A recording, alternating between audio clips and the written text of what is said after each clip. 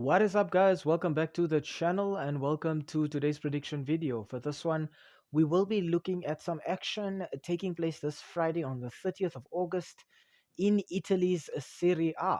So without any further ado, let's get stuck right into FC Internazionale versus Atalanta.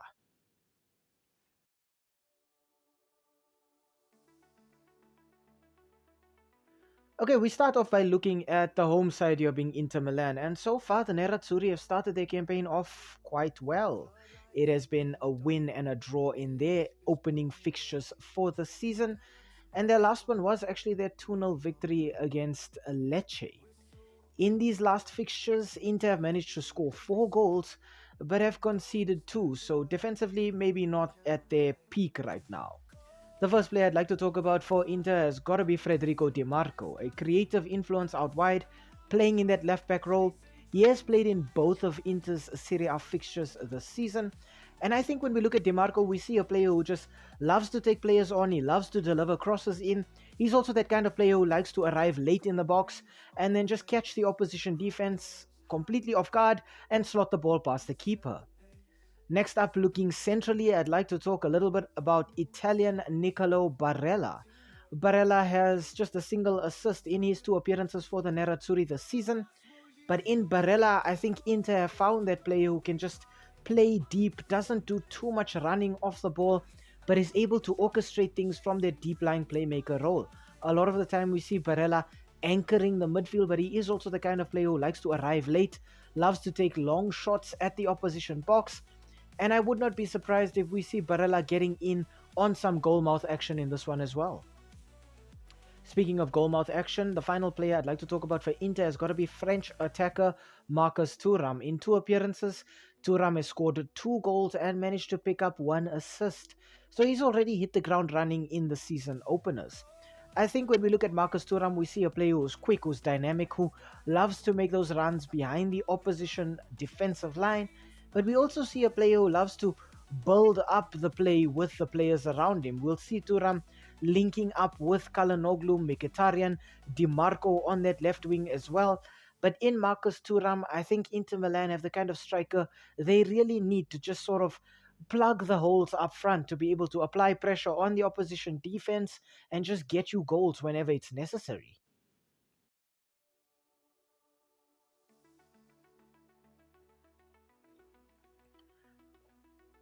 Okay, looking at Atalanta, their season openers have perhaps gone not according to plan, ending in 1 win and 1 loss.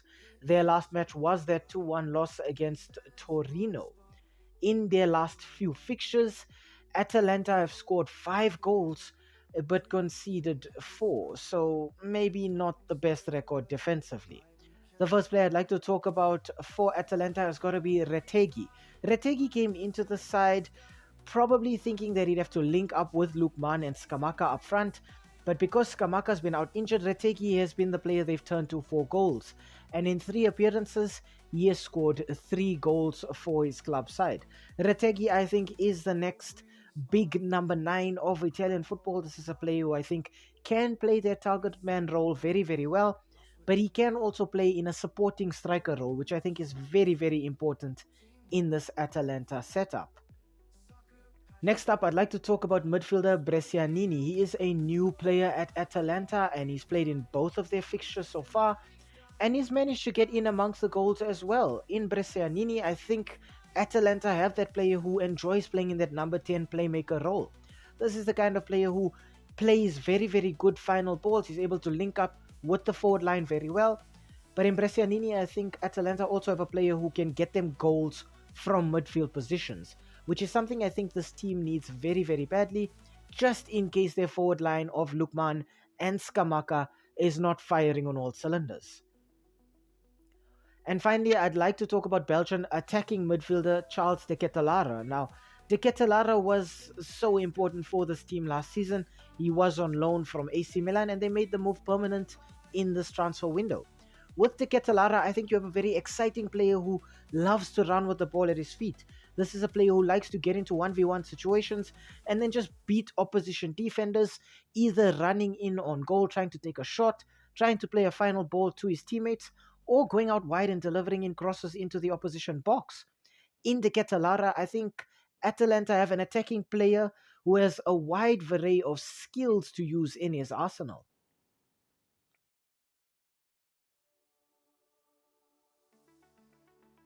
Okay, looking at the head to head between these two sides, we can see that the last five fixtures between Inter Milan and Atalanta have simply gone Inter's way. It's been 5 wins in the last five for the Nerazzurri. Now we try to balance it out by looking at the goals, and we see that in these last five fixtures, Inter have scored 13 goals and Atalanta have scored 5 goals. So while Atalanta are conceding quite a few goals, they are getting goals when they have to as well. Unfortunately, it's nowhere near the level of Inter. Speaking of the Nerazzurri, as it stands, Inter find themselves second in the Italian Serie A on 4 points. It's still early days, but I think so far the way they've coped with the injury to Lautaro Martinez has been fantastic. We've seen other players step up, players like Marcus Thuram in particular, and I think this is a very, very promising sign for Inter fans going forward. All in all, I think Inter actually have a full strength team here, and I'm expecting to see them line up in their standard 3-5-2 formation. Just looking to boss the play, dictate the tempo at which the game is played, and then looking to transition quickly using their wingers and just overwhelm the opposition in certain areas and create holes in other areas where players can just sneak in unexpectedly and then just get you goals. For Atalanta, they find themselves in 8th position on 3 points. Unfortunately, they too do tend to play with a back three in a 3-4-1-2 formation, but a lot of those centre backs are injured right now. Atalanta are missing Scalvini, Said Kolasinac, and Toloi as well, so they might be looking a little thin in those centre back positions. Up front, Gianluca Scamacca will be out until February with a torn cruciate ligament, so they might be looking a little dry up front as well. All in all, I think Atalanta do have a solution to the absence of Scamacca in Retegi, a player who has just come in and just taken to playing in this team so well. Retegi has been the solution to a lot of the problems that Atalanta find themselves encountering without Scamacca. I think between these two teams, we're going to see both teams kind of lining up and having players to solve problems posed by other players in each of these positions around the pitch. Both teams playing with a back three means that essentially the strike duo up front and that player playing in the number 10 role should be able to find very little space in those attacking areas. I think we're going to see both teams strangle each other out, but I think just knowing that Atalanta are coming up a little short at the back and Inter find themselves just firing on all cylinders with a player like Marcus Thuram getting goals and assists means I think we're in for a treat when it comes to Inter hitting the back of the net. I think Inter's backline as well is good enough to deal with the questions asked by players like Retegui, like Brescianini and De Ketelara, but I do think we will still see goals in this one. However, I think with Atalanta, we see a team that looks to their formation and looks to hard work and energy to get results. Whereas when you look at Inter, they have more than enough players with the individual quality to be able to win a game on their own. And I think for me, that is the deciding factor here. The fact that when we look at Inter, there are so many players that can make a difference in a split second. Midfield wise, you could see Kalanoglu, Mkhitaryan, or Barella getting goals. DiMarco and maybe even Matteo Darmian on the right wing could get you goals as well. And then up front, if Lautaro Martinez is not playing, Marcus Thuram has proven that he can play on his own. So I think Inter don't really have a problem getting goals. Defensively, Bastoni, De Vrij, Acerbi, these players have already that kind of chemistry between them to be able to gel very well. Inter can actually afford to take some liberties here and introduce some of their newer players. Perhaps we could see Zielinski coming off the bench and making a difference for the Nerazzurri. But all in all, when I look at these two teams, I just think Inter have more individual quality. They have a better game plan. They have players who can come off the bench and change the game. So many sections of the pitch that they can boss both offensively and defensively.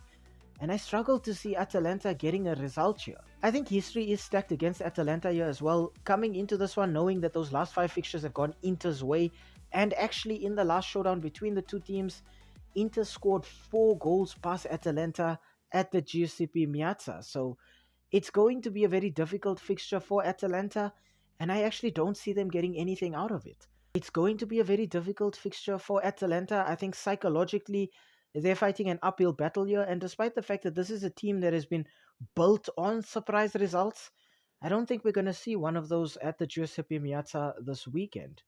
My final score prediction for this one is going to be Inter Milan 2, Atalanta 0.